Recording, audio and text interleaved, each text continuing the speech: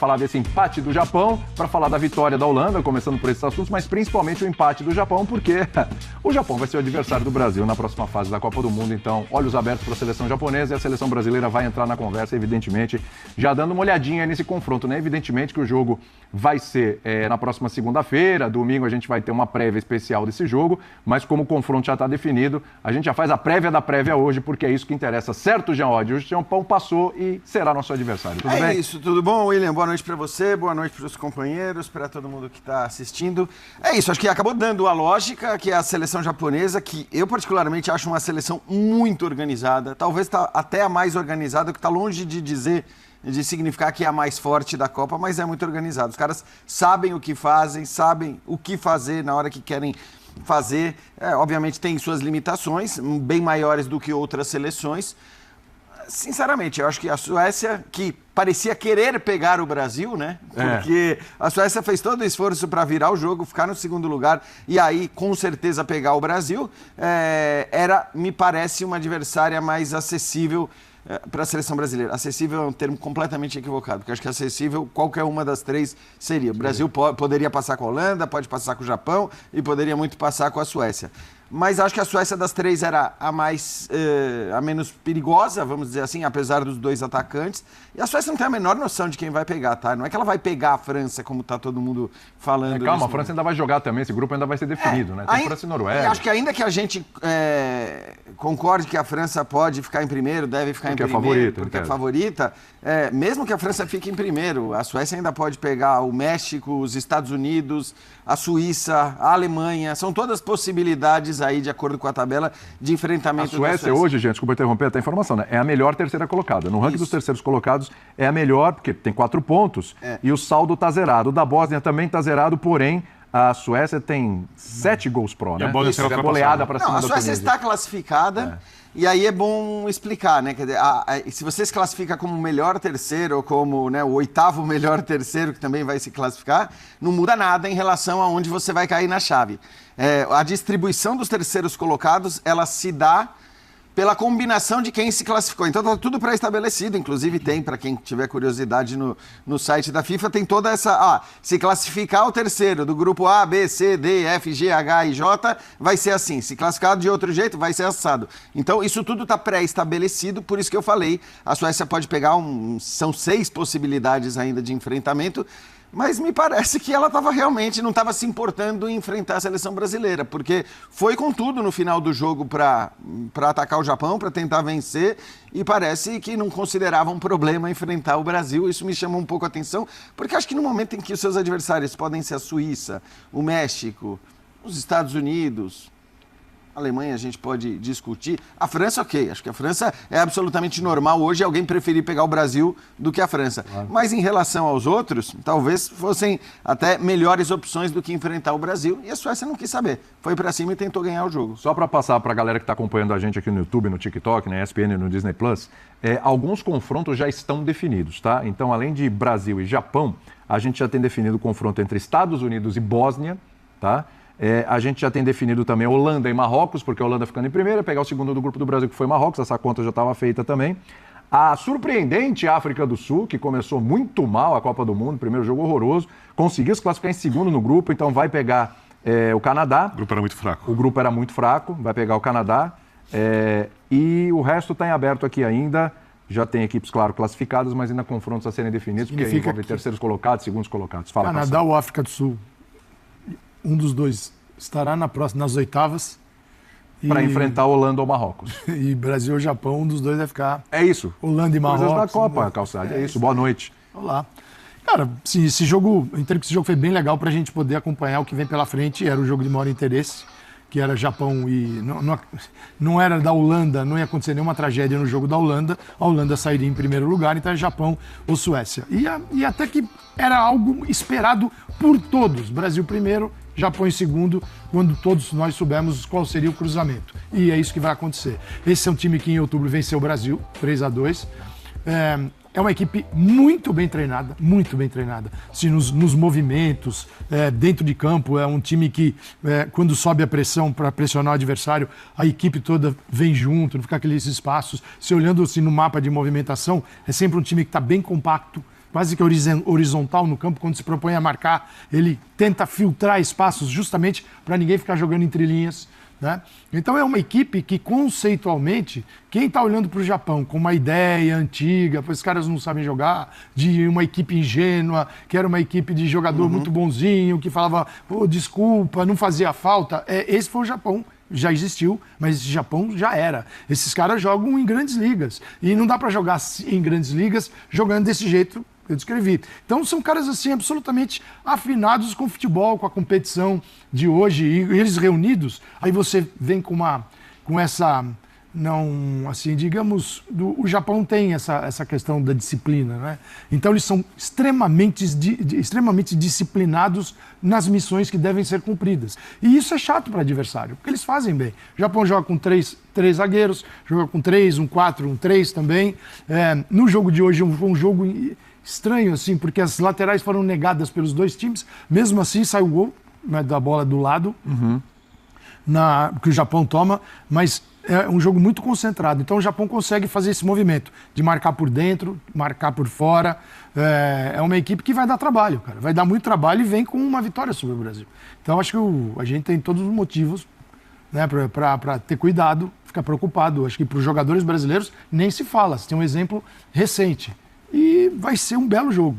E o Brasil, se o Brasil conseguir dar um passo além, né, jogo a jogo, conseguir melhorar ainda mais, não cometer erros, não é uma equipe que vai explorar tanto a bola aérea, que o Brasil não está legal. Porque não é o forte da seleção. Mas fez um gol na Holanda, era uma bola parada. E contra uma a Tunísia coisa é a bola parada, a outra a gente está falando do jogo de cruzamentos. É um time que tenta se associar, ele não vai ficar cruzando bola o tempo todo para jogadores de 1,70m, 5, 74. Então, eu acho que estrategicamente um time conhece muito bem o outro e o jogo será... O Brasil, a gente já sabe qual é. Sim. É esse Brasil aqui que o Ancelotti não vai ser louco de ficar alterando coisas que começam a se desenvolver. E o Japão pode vir com alteração. O treinador, você pegar os jogos da Copa, às vezes ele muda a dupla de volantes, tem hora que tem um zagueiro diferente, ele perdeu o Cubo, que fazia um terceiro homem no ataque, mas é uma equipe que roda, cara, e isso é interessante para eles. É uma equipe, embora o Brasil não seja uma seleção europeia, Eugênio, é uma equipe que veio com uma marca importante, né? Não perde desde 2018 para uma seleção europeia, né? Aquela derrota para a Bélgica, 3-2, aquele jogo maluco, e a Bélgica depois tirou o Brasil, né? É uma seleção que requer muitos cuidados para a seleção brasileira, pode oferecer muitos perigos para a seleção brasileira ou estou exagerando? Tem gente aqui no chat falando assim, não transforma o Japão na Alemanha. Tudo bem? Boa noite, William. Jean, Birner, Calçade, fãs do esporte. É um adversário difícil, vai ser o mais difícil que nós enfrentamos até agora na Copa. Então vai exigir que o Brasil melhore em relação ao que já mostrou até aqui. O Brasil tem evoluído, vai precisar evoluir mais a partir de agora. Mas não é também o adversário mais difícil que a gente pode pegar pela frente. É um adversário que eu entendo que o Brasil tenha condições de passar com o que possui hoje. Pensando aqui em duas questões, né? O Japão tem... há 8 anos o mesmo técnico, né? O Moriyasu, ele era auxiliar na Copa de 2018 e assume logo após essa Copa, portanto o trabalho dele já é anterior a isso, né? Ele entende muito bem, são 2 ciclos de Copa só com ele no comando, então ele constrói um time que tem tudo que nós não temos. Organização coletiva. Todo mundo sabe exatamente o que fazer em todos os momentos. Há entrosamento entre os jogadores, as variações táticas são todas desenhadas, as jogadas eles já sabem como vão construir. Então, tudo que o Brasil não tem ou está construindo, eles têm. Só que o Brasil tem o que eles não têm. A qualidade individual de jogadores que conseguem superar a marcação com um drible, com uma ginga de corpo, e em vários setores do campo, porte físico. O time japonês é um time leve, é um time que no contato 1 contra 1 tem mais dificuldades. Então acho que isso vale até para o Ancelotti pensar estratégias para o jogo, pensar às vezes escalação em algumas posições para levar vantagem, como o Japão sofreu. Hoje eu revi durante o dia os 2 jogos anteriores do Japão e agora à noite acompanhamos juntos esse terceiro jogo. O Japão sofreu especialmente contra a Holanda e hoje contra a Suécia, muito justamente na imposição física desses 2 adversários, que são times mais fortes e mais altos. E conseguiram, em vários momentos do jogo, empurrar o Japão para trás. Como é o Brasil.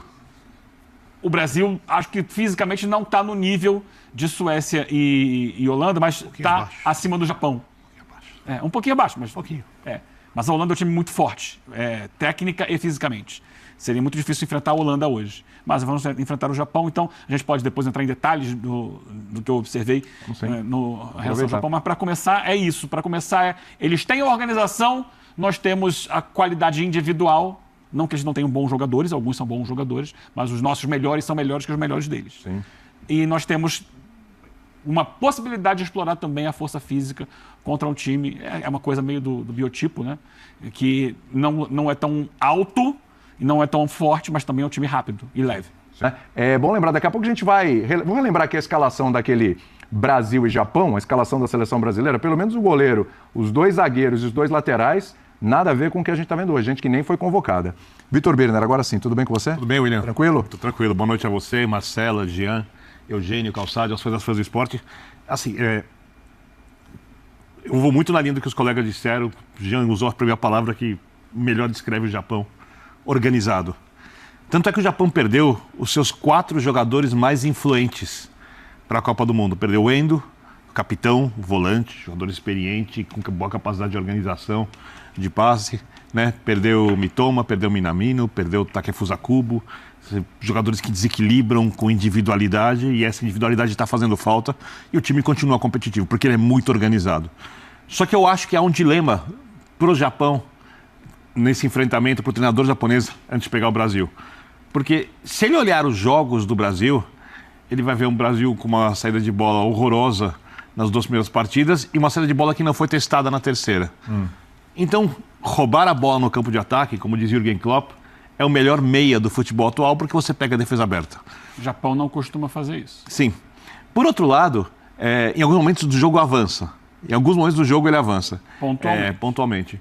Por outro lado, se ele avançar, fizer essa marcação alta e liberar espaço atrás, o Brasil tem o contra-ataque com o Vini Júnior e com o Ryan, que entra muito no critério que o Eugênio disse do jogador de técnica e força física, que ganha os duelos provavelmente contra a equipe japonesa. Então, eu imagino que há um dilema muito grande por parte do Japão de como enfrentar a equipe que os japoneses encaram como os mestres deles no conhecimento ou no desenvolvimento de jogo de futebol. Porque o jogo japonês não tem nada a ver com o jogo brasileiro hoje. Sim. Né? É um jogo coletivo, é um jogo de posse de bola, é um jogo muito pouco individualizado, mas a história do futebol japonês, do Rui Ramos, do futebol semi-amador, passando pelo Zico, pelo Alcindo, pelo Danilo, por outros jogadores que tiveram lá, passa muito pelo futebol brasileiro e há uma reverência. Essa reverência vai estar em campo. No que ela vai se transformar? Então, é aí que eu quero chegar. Uma reverência, que é uma reverência e tudo bem, vamos tentar ganhar o jogo. Então, eu acho que isso depende muito, porque a seleção japonesa é muito organizada, porque é muito disciplinada. Inclusive, mentalmente. Você olha, por exemplo, o 2-2, Eugênio viu hoje, do Japão e Holanda, você não vê um jogo com grandes chances. O placar foi muito maior do que o jogo, para mim, pelo menos, pareceu. Né? Foi um jogo controlado pela Holanda quase o tempo inteiro. Sim. Que o Japão, no final, muda o seu sistema de jogo e vai para cima para buscar o empate. E consegue o empate. Só pode fazer isso porque é muito organizado. E aí é o dilema do Ancelotti. Porque ninguém tem certeza se o Brasil vai continuar crescendo coletivamente. Quer dizer, se o Brasil tivesse 20 jogos, ele cresceria coletivamente. Mas a gente nunca sabe como vai ser o próximo. Agora, todo próximo é decisivo. Então, se o Brasil crescer coletivamente, aí eu assino embaixo o que o Eugênio disse, o Brasil fizer um bom jogo defensivamente, bloquear muito o jogo por dentro, né? As dobras de marcações do lado funcionarem, porque o Japão varia muito as jogadas e é perigoso exatamente porque é um jogo muito associado por dentro e pelos lados. O Brasil tem muita chance de ganhar o jogo. E depende muito da parte defensiva, muito mais do que o Brasil vai fazer com a bola, porque é muito difícil que, se o Brasil conseguir bloquear a seleção japonesa, em algum momento, o ritmo de jogo japonês nessas 3 partidas não pese no final do jogo, eu acho. Porque eu acho que o Japão parece mais cansado que o Brasil. Então, nesse ponto, até para levantar, pode ser uma coisa muito simples, mas é uma coisa, por exemplo, o Abel Ferreira, por exemplo, olha nós voltando aqui para o futebol brasileiro, hein? O Abel Ferreira, por exemplo, ele costuma sempre nas coletivas reclamar quando o Palmeiras tem um dia menos de descanso do que o seu adversário, seja no Campeonato Brasileiro, seja no mata-mata e tal, etc. Sempre tem essa coisa, né? Ele sempre, mas tem essa questão do dia, ele fala que faz muita diferença e tal. vai ser um confronto entre um time que vai ter um dia a mais de descanso. O Brasil se classificou ontem, o Japão está se classificando É hoje. uma vantagem, não uma garantia. Qual é o tamanho desta vantagem? Faz muita diferença essa altura do campeonato? O que vocês acham? Eu não consigo nesse momento, né? Nós estamos na quinta-feira, afirmar que na segunda o Brasil vai ter uma vantagem muito grande porque jogou na quarta e não na quinta. Sinceramente, eu não consigo. Também nem consigo avaliar muito essa questão do nível do cansaço de um ou cansaço de outro. Eu acho que é um jogo muito grande, é um jogo em que os jogadores dos dois times colocam em campo toda a energia e possibilidade que eles têm. Eu acho que a questão ela se coloca muito mais num aspecto tático e isso é interessante porque fosse a Holanda, acho que seria uma coisa como... As preocupações do Brasil seriam completamente outras. Acho que a partir do momento em que o Japão é o adversário, também fica uma preocupação de como romper essa barreira defensiva do Japão. E se a gente olhar para como o Japão costuma sofrer mais gols, não foi o caso hoje, mas que é pelas bolas aéreas, obviamente o jogador mais indicado para esse tipo de jogo não vai jogar, não vai ser titular. Porque é isso. Mas é um Seria trunfo. a lógica. É um trunfo. Jogo. É um trunfo, Segundo pode tempo, de ser repente. que... obviamente o torcedor brasileiro vai ficar maluco se isso acontecer. Mas tá um 0-0 no segundo tempo, Eu faltando sei, 20 mas minutos. Não dá para interessa, colocar o porque cara? Você tem o Endrick, você tem o Neymar, você tem que ninguém vai querer olhar ver o Igor Thiago passando. Mas o que eu tô querendo dizer só é que, assim, o jogo que se impõe, as dificuldades que vão se impor para o Brasil, elas são muito diferentes das dificuldades que a gente teria diante do Holanda. E aí a minha preocupação iria muito mais em relação a como os nossos laterais vão se sair ou iriam se sair com os jogadores de beirada da Holanda, que são muito mais poderosos do que os do Japão. O Japão volta e meia ataca com os zagueiros atuando como pontas. Então, nesse aspecto, né, ainda que o Japão saiba o momento de fazer tudo, isso para mim é muito impressionante, assim. O Japão parece que assim, é tudo tão disciplinado, É um tão relógio digital. É isso. Porque japonês é digital. É isso, é digital. Não é suíço, é japonês. Mas funciona muito bem, entendeu? E eles sabem quando fazer as coisas. Agora, do ponto de vista técnico e acho que do desafio defensivo para o Brasil, vai ser menor. Até porque, né, acho que se tivesse Minamino, por exemplo, a coisa ia... Mitoma... Somente Mitoma. O Mitoma, acho que mais até, exato.